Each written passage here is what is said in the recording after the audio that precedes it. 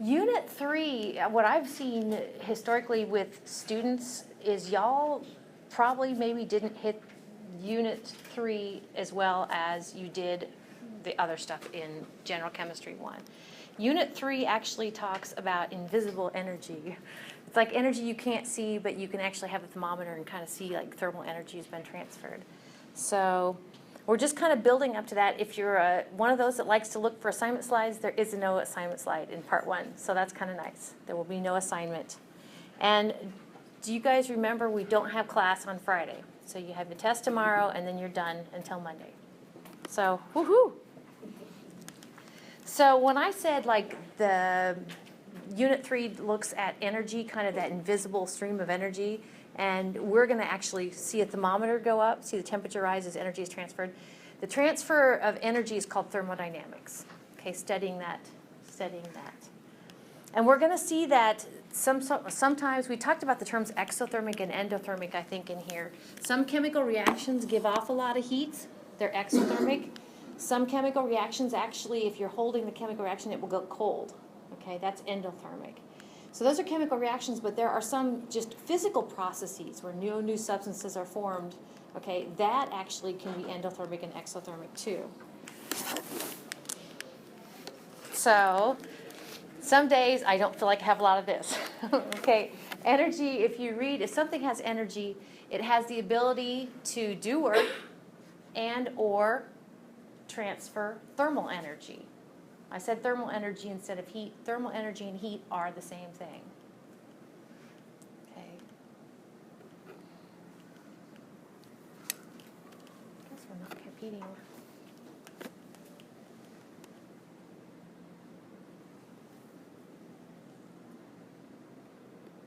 Okay. Oh. So if you've taken physics, you might have run up against these two terms. With regard to energy, we can kind of divide energy into either being potential or kinetic. Potential energy is stored energy. Kinetic energy is energy being expended.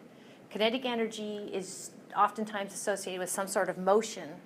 Kinetic energy is associated with motion.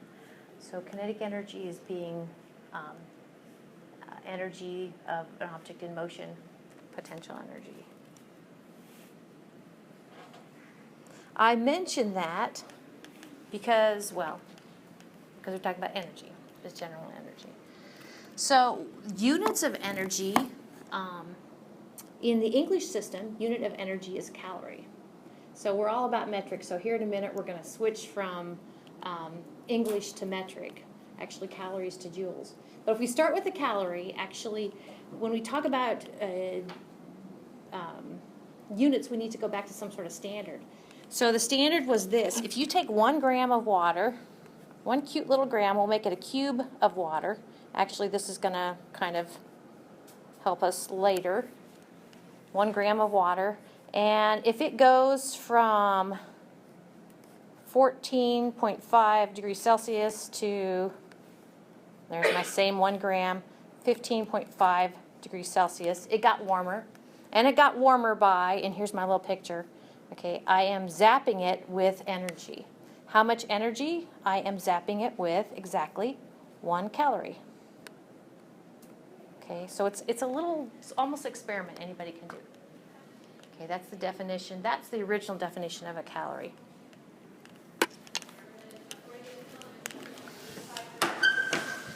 Within the English and metric system, we kind of did the whole length thing. Like, for instance, 1 inch is exactly equal to 2.54 centimeters. We did that with energy, too. So actually, when we switch gears to the metric system, we're going to talk about joules.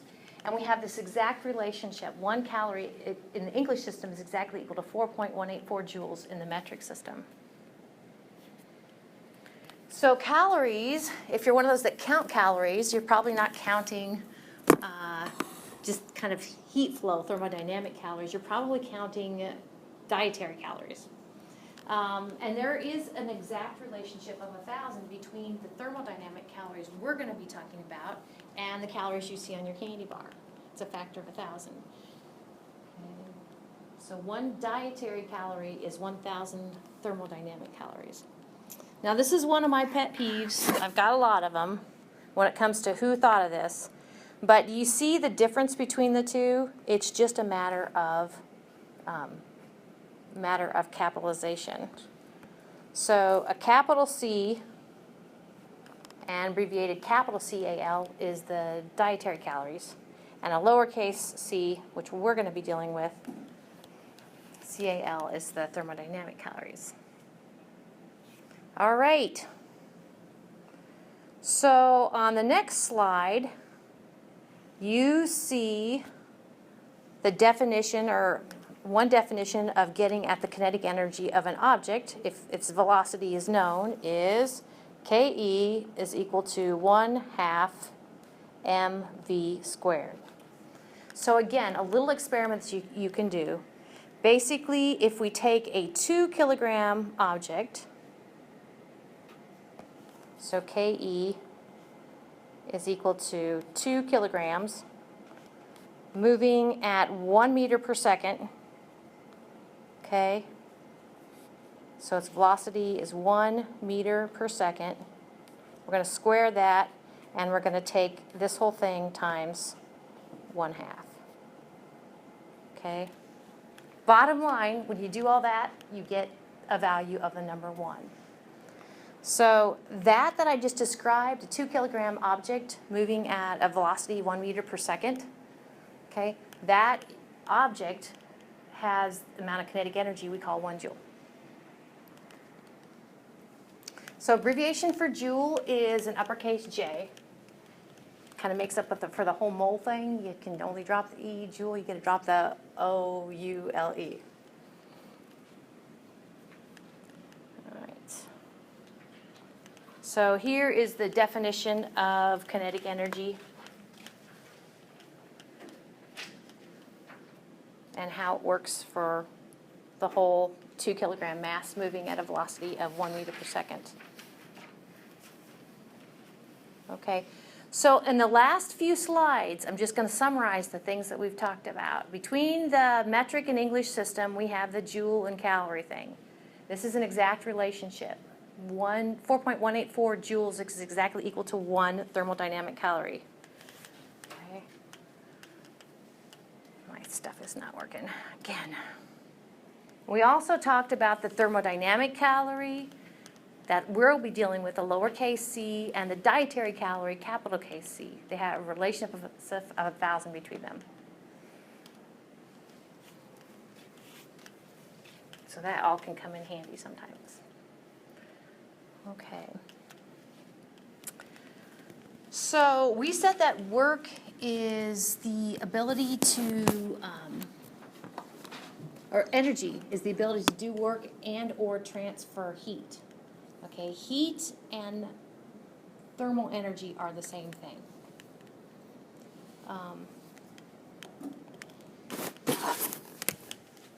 One of the things I think we talked about before, and I'll go ahead and it's in italics up here, is we talked about all matter is in motion. We talked about the 3 physical phases of matter. You guys would tell me that in its gaseous phase matter is running around very quickly, and in its solid phase, not so much, okay? But even if it's solid phase, it is at least vibrating.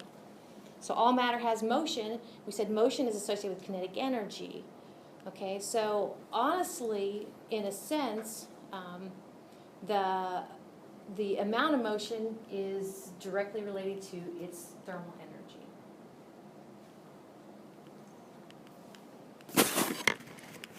Go over here because my thing's not working. And I tried to, yeah. Oops, go back. So this right here, I can't necessarily animate it for you right now, but this is what these are the 3 physical phases. We have solid, liquid, and gas, and if I were to animate this, those gas particles would just be buzzing around. A lot of kinetic energy, okay?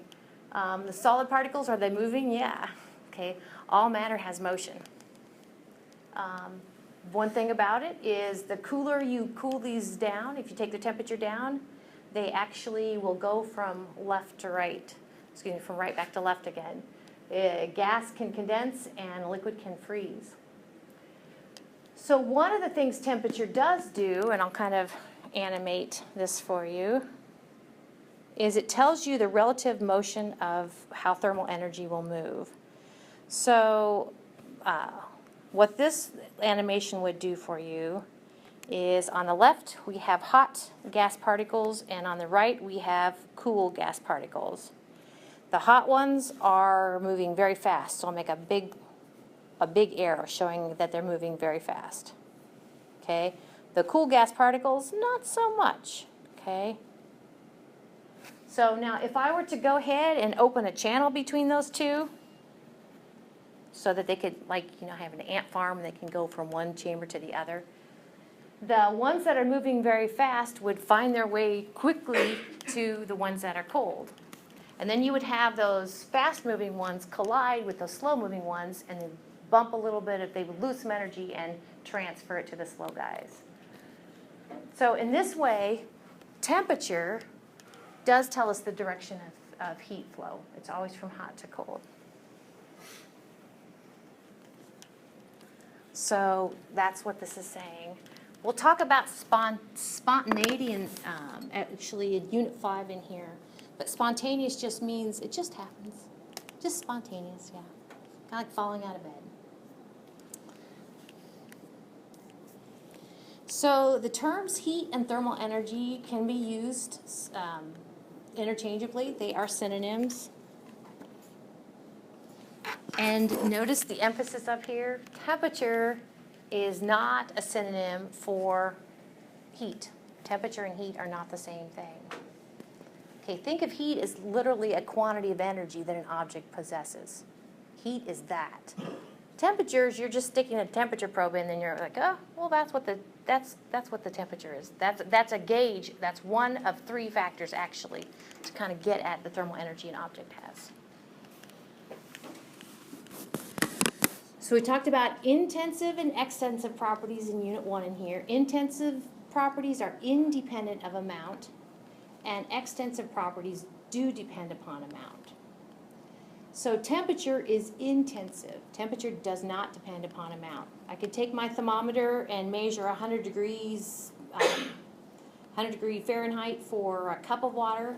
I could go to my bathtub, 100 degree Fahrenheit for a bathtub of water. Didn't care about quantity. But now I tell you that bathtub, that mass, and mass is one of the things that says how much thermal energy an object has. The mass of that bathtub has a lot more thermal energy than that cup, okay, at the same temperature because it has more mass. So heat does depend on amount. So heat is an extensive property. So we'll be talking more about this after break on Monday. But the three things, if you want to just really sink your teeth in the amount of thermal energy an object has, is you need to have your thermometer, you need to know the mass, and you need to know something called the specific heat, which is just a property of the matter. So those three things.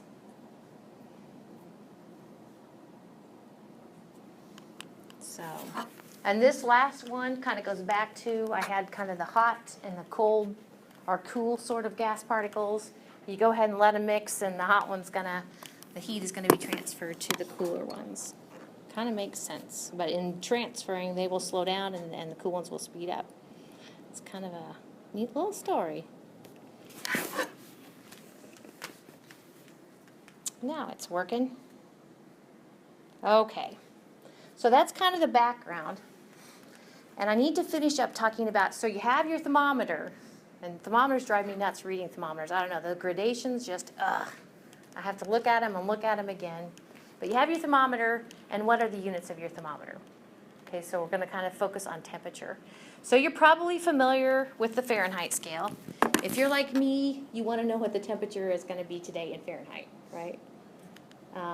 But you can, on most internet things, you can change it so it reads out in Celsius. But anyway, so Fahrenheit and Celsius, those two. So a key point, if you just look at what temperature water boils and freezes, it boils and freezes at 212 and 32 Fahrenheit. Okay, it boils and freezes in the Celsius scale at 100 Celsius, and it freezes at 0 Celsius. So that's kind of nice. This slide then or this figure, looks at those two temperature scales and throws in a third. What's the third temperature scale? Kelvin, yep. Throws in a third. All this is emphasizing is what you saw on the previous slide, okay, with water freezing and water boiling. In units of Celsius and Fahrenheit, it's 0 and 32. To freeze, boil, it's 100 and 212, 0 Celsius and Fahrenheit. Then over here, it introduces the Kelvin, So here on the far left, you see Ks. Okay. Now, we definitely need to talk about the Kelvin scale, and you can maybe get a sense from this figure, but if you read it a little bit, okay, so we have Kelvin, Celsius, Fahrenheit, okay? The Kelvin and the Celsius are lockstep, okay? Actually, each of those kind of Kelvin and Celsius temperatures, if you do a subtraction, you get a value of 273.15. They are offset by each other, but they have the same units, Kelvin and Celsius. Fahrenheit, it's English, okay? So that's how that kind of works. Some of you are already kind of familiar with this temperature. We'll talk about that in a later slide. But molecular motion, all matter has motion, okay, unless it's at, and that motion will continue to decrease as it cools down. So the coolest temperature we can ever be at is absolute 0 Kelvin, which corresponds to negative 273.15 Celsius. One of my pet peeves, I guess I probably didn't tell you guys this yet, but was it this summer or last summer? We went to the Adler Planetarium in Chicago, and they have these nice little exhibits for the planets. It's wonderful. And so for each planet, they tell some neat facts, and one of the facts they tell is what is its surface temperature. And I could not believe, and I think they don't do it in Kelvin, they do it in Celsius, which is fine. But I could not believe one of the little figures, actually all the planets, it went down to like a negative 330 Celsius. And I'm like, oh, that makes me so mad. Okay. So there are some things in our universe that just have to be. And one is that all matter has motion. Okay, anything, and motion stops at 0 Kelvin. So if you're like, see, negative 300 Celsius, no, it's not happening. Can that be like reproduced? And like, can it reproduce absolute 0? There was, this has been a few years ago, but it caught my attention because they're like, oh, some lab went lower than absolute 0. And it was a matter of kind of statistics and kind of a bell curve distribution. So they claimed some of their atoms were at a temperature that was below. But that's it. That's like a tenet of the universe, yeah. Yeah, and there's a couple ways of going. Gases are great at trying to kind of extrapolate back down to 0 Kelvin. So anyway. Okay. So I have a few slides going back and forth between the whole Fahrenheit, which we look at the temperature that the weather's going to be, Fahrenheit, and Celsius, which is really more metric, okay? So, but I don't ever ask you on a test to do this, okay, Fahrenheit and Celsius. But it is interesting that, you know how I do the whole factor label method?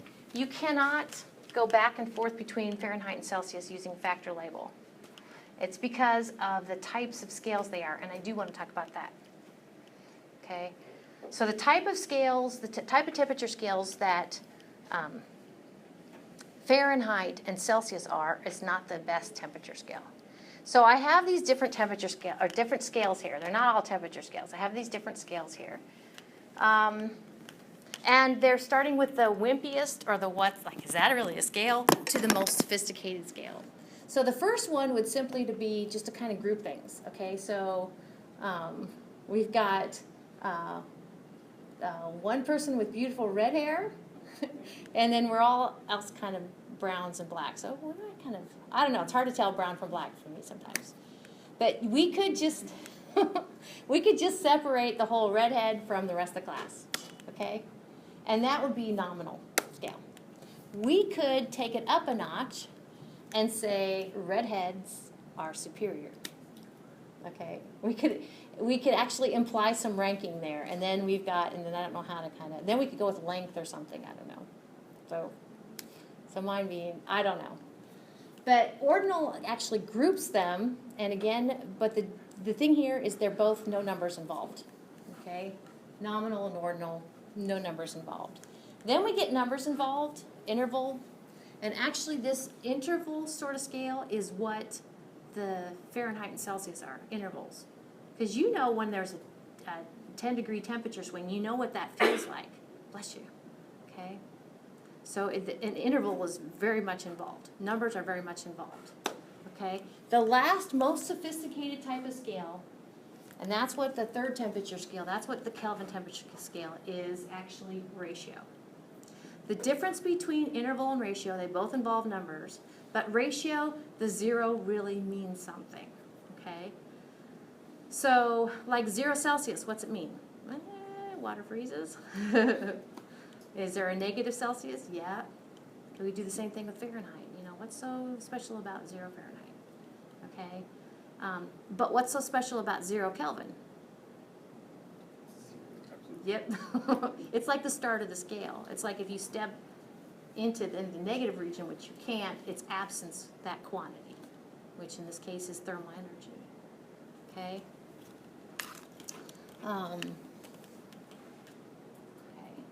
So a true zero implies the absence of some measured quantity. In the case of 0 Kelvin, that means 0 thermal energy.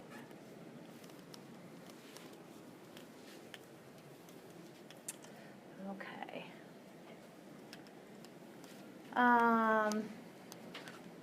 So factor label, here's the deal.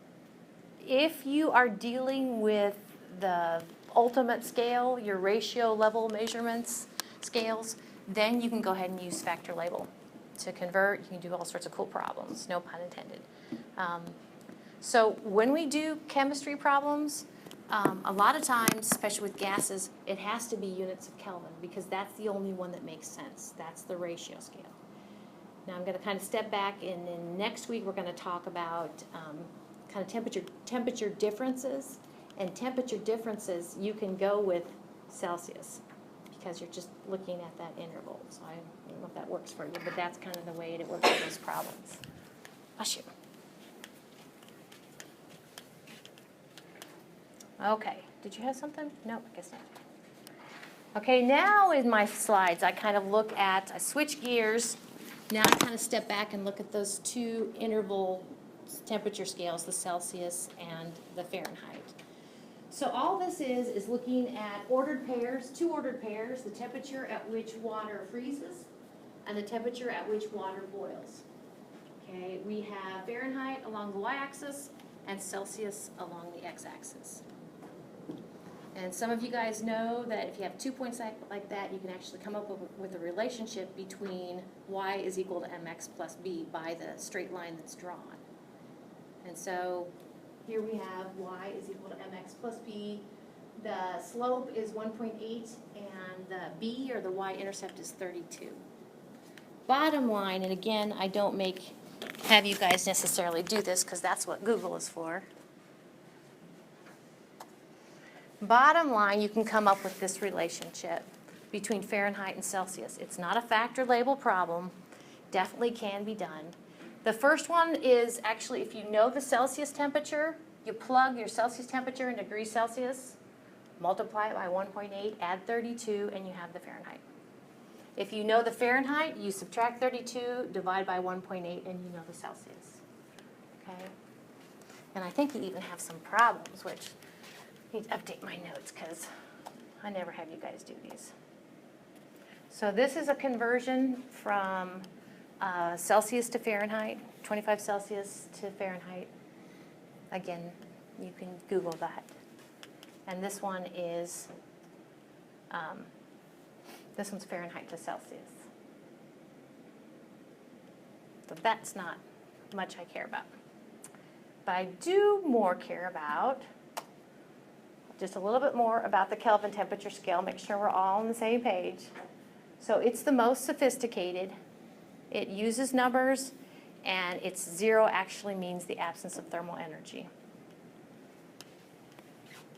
So that makes it the ratio level of measurement. The Kelvin temperature scale is sometimes called the absolute temperature scale.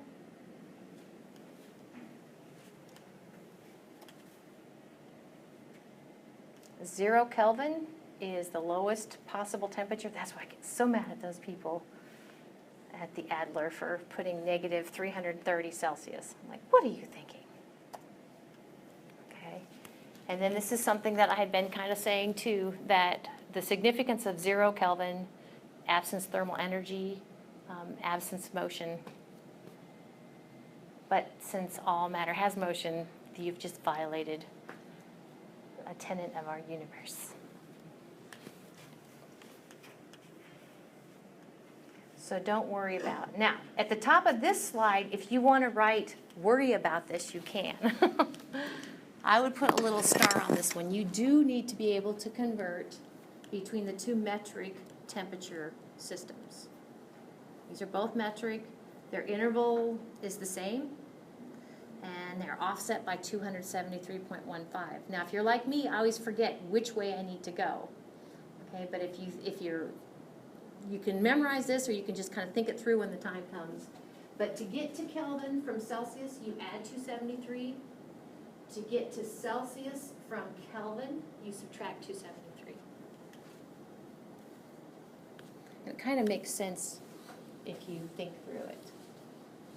So that you will be applying. The others, not so much. Not at all, actually. Okay? Well, that brings us to the end of part 1. We're ready for part 2 on Monday. I've seen a lot of people use just 273 without the